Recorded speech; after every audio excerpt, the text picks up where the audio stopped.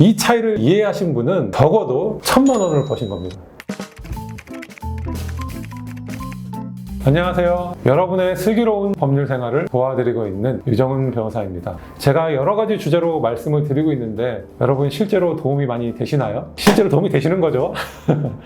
오늘은 여러분들에게 더 큰 도움을 드리고자 제가 좋은 주제로 한번 선정을 했습니다. 잊을만 하면 한 번씩 터지는 사건이기도 한데 실제로도 실생활에 많이 일어납니다. 바로 추행 사건인데요. 여러분이 추행하면 어떤 것이 떠오릅니까?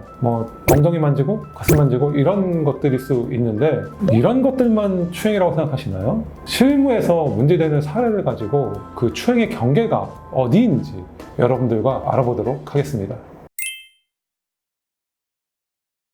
사례를 먼저 좀 소개를 해드릴게요. 실제 전문 연기자와 함께 제가 하면 좋을 텐데 그러기에는 고소를 당할 수도 있지 않을까 싶습니다. 그래서 우리 곰돌이를 한번 초빙해 보도록 하겠습니다.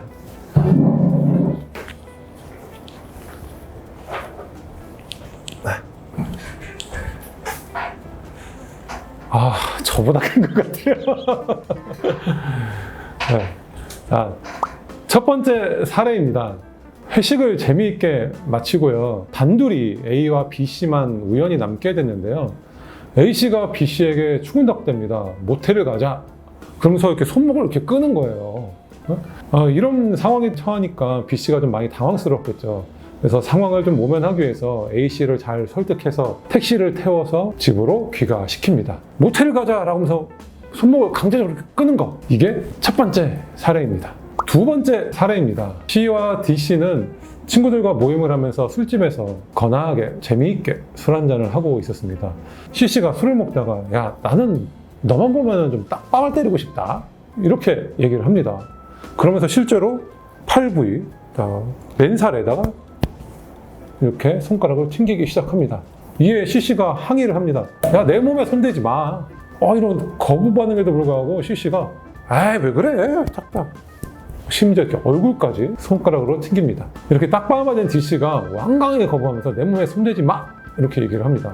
그러자 C씨가 아우 그래 미안해 그래 이렇게 머리를 쓰다듬습니다. 여러분 어떻게 생각하세요? 추행일까요?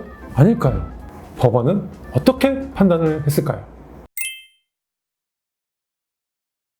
여기서 잠깐 쉬어가는 타이밍을 갖겠습니다. 쉬어가는 타이밍이 아니라 근데 공부하는 타이밍이 된 것 같기도 한데요.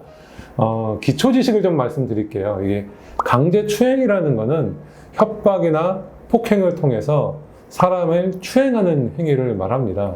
흔한 예로는 제가 앞서서 설명드렸던 가슴이나 엉덩이 같은 신체의 중요 부위를 만지는 것을 말하는 것입니다. 이런 것은 당연히 여러분들도 동의하실 거 아니에요. 내가 어떤 수치심을 느낄 수 있고 어떤 건전한 성도덕에 반한다라고 볼 수 있는 거겠죠. 그리고 이런 성추행이 거의 남자와 여자를 상대로 하는 이런 경우에 많이 일어나다 보니까 주로 남자가 여자를 상대로 하는 것들만 생각을 하시는데요. 실제로는 경우 그렇지 않습니다. 남자가 여자를 또는 여자가 남자를 또 남자가 남자를, 여자가 여자를 이런 네 가지 케이스가 다 성립할 수 있습니다. 남자끼리니까 툭툭 괜찮아. 남자끼리니까 어때? 이런 거 절대 안 됩니다. 여러분들 이렇게 생각하시면 성추행이라는 부분을 너무 안일하게 생각하시는 겁니다. 제가 드린 설명을 통해서 첫 번째 사례가 유죄일까 무죄일까 여러분 어떻게 생각하세요? 조금 많이 애매하죠.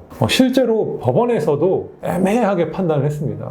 그래서 2심에서는 무죄가 나왔던 사건이고요. 대법원에 가서 판결이 뒤집히면서 유죄로 확정됐습니다. 왜 2심에서는 이거를 무죄로 봤을까요? 당시에 택시를 태워서 보냈다라는 거에 집중을 했거든요. 손목을 좀 잡기는 했지만 그때 당시 상황이 설득하는 과정에서 자연스럽게 상황이 마무리됐기 때문에 이거는 어떤 폭력적인 행사가 없었다. 그런 성적 수치심을 일으킬 수 있을 만한 것들이 아니었다라고 본 거거든요. 그렇지만 대법원에서는 절대로 그렇지 않다라고 판단을 한 겁니다. 택시를 태워갖고 보낸 거는 이런 사건의 경위이고 어떤 사후적인 조치가 이루어진 것 뿐이고 실제로 성추행을 하기 위한 의도로 모텔을 가자라고 이렇게 손목을 끄는 행위 그 자체가 바로 추행이 있었다. 그런 강압적인 폭행이 있었다고 본 것이거든요. 결과적으로는 모텔을 가자고 손목을 끄는 것이 성도덕에 반하는 행위였다라고 본 것입니다. 그러면 두 번째 사건은 어떨까요? 자, 제가 첫 번째 사건은 유죄가 나왔다고 했습니다. 이것보다 더 심한 사건이었던 것 같은데요. 결론적으로 말씀을 드리면 1심, 2심, 3심 모두 무죄가 나온 사건입니다. 손가락을 튕기기는 했다. 폭력적 행사로 볼 수는 있는 거지만 그렇지만 그것이 어떤 성적 수치심이나 어떤 건강한 성윤리에 반할 수 있을 정도의 불법적인 폭행은 아니었다라고 판단을 했습니다. 이거 뭐 좀 이해가 안 가시죠? 이런 거 정도면 뭐 성추행 맞는 것 같은데? 라고 생각하실 수 있을 것 같은데요. 법원에서도 좀 신중하게 판단을 하긴 했습니다. 이것이 성추행은 아닐지는 모르지만 우리가 민사적으로 말할 수 있는 성희롱 정도는 될 수도 있지 않겠냐. 그렇지만 이거는 형사사건이기 때문에 거기에 대한 적극적인 판단까지는 하지 않겠다라고 했거든요. 이 두 가지 사례를 봤을 때 상당히 여러분들 혼란스러우실 것 같아요. 그래서 제가 왜 이 두 가지 사건이 다른 결론이 나올 수 있었는지를 조금 더 부연 설명해 드리겠습니다. 제가 여러 가지로 좀 설명을 드리기는 했는데 그 결정적인 요인 두 가지를 한번 설명을 드릴게요. 첫 번째로는 상황이나 분위기가 매우 중요하다라는 것입니다. 그 성적인 의미가 있었는지 아니면 장난스럽게 이렇게 어떤 신체 접촉이 있었는지라는 것이거든요. 그래서 첫 번째 사건 같은 경우는 손목을 끌어잡으면서 모텔을 가자라고 얘기를 했다란 말이에요. 단순히 손목을 잡는 건 어떻게 보면 부위적으로 봤을 때는 성적인 수치심이나 뭐 이런 혐오감을 일으킬 수 있는 그런 부위는 아닐 수 있지만 그런 동기 이런 것들이 모텔이라는 것을 통해서 다 드러났다는 거죠. 그래서 그런 전체적인 맥락에서 봤을 때는 이게 추행에 해당한다고 본 것이고요. 두 번째 사례 같은 경우에는 딱밤을 때리겠다. 뭐 그러면서 이게 팔 이런 데를 때린 거잖아요. 실제적으로도. 그렇지만 이런 것이 어느 정도 장난스러운 분위기에서 술자리에서 뭐 농담처럼 막 주고받고 하는 과정에서 이런 행동이 일어났다는 것이거든요. 물론 뭐 여자분이 나는 원치 않는다라는 거부를 분명히 밝혔지만 그럼에도 불구하고 계속적으로 이런 행동이 이루어졌고 머리까지 좀 쓰다듬는 이런 일들이 있긴 했지만 전체적으로 봤을 때는 그래도 이런 성적인 의도라기보다는 어떤 장난의 일환이었다. 술자리에서 벌어진 어떤 해프닝이었다라고 볼 수 있었다는 거거든요. 결과적으로 이런 상황의 차이가 어떤 성적 수치심이라든지 성도덕관념에 반하느냐 안 하느냐 이런 것들을 결정할 수 있는 중요한 판단 요인이 된다는 것입니다. 두 번째로 강제추행에서의 말하는 폭행은 일반적인 폭행과는 좀 다르다. 이거를 아셔야 될 것 같아요. 일반적으로 우리가 주먹으로 때리는 거 이거는 폭행이라고 하잖아요. 근데 강제추행에서는 폭행을 해서 어떤 추행을 하는 것 이런 거는 전형적인 케이스지만은 갑자기 치듯이 사람을 만지고 가는 경우 이런 것도 있잖아요. 이런 거 이제 기습추행이라고 하는데 그런 거는 폭행 행위 자체가 추행 행위다라고 봐서 일반적인 그런 유형력 행사보다는 조금 넓게 봐주는 부분들이 있거든요. 그래서 첫 번째 사례 같은 경우에는 내가 손목을 잡아 끌면서 성적인 의도를 표시를 했다라는 것이 오히려 더 초점에 맞춰져서 처벌이 이루어진 것으로 봐야 되는 것이고요. 두 번째 같은 경우에는 실제적으로 이렇게 폭행은 있었어요, 분명히. 그렇지만 그 폭행으로 인해서 어떤 성적인 의도는 배제됐었다라고 보는 거거든요. 결과적으로는 우리가 일반적으로 사람을 때려서 폭행하는 그런 폭행과 성적인 강제 추행에 있어서의 폭행은 다르다라는 것을 좀 여러분들이 알고 가셔야 되겠다라고 하는 것입니다.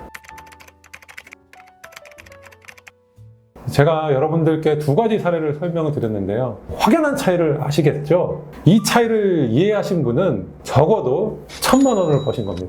이거 갑자기 왜 돈 얘기를 하냐고요? 이게 실제적으로 여러분들이 뭐 우연하게라도 이런 사건에 휘말릴 수 있는데요.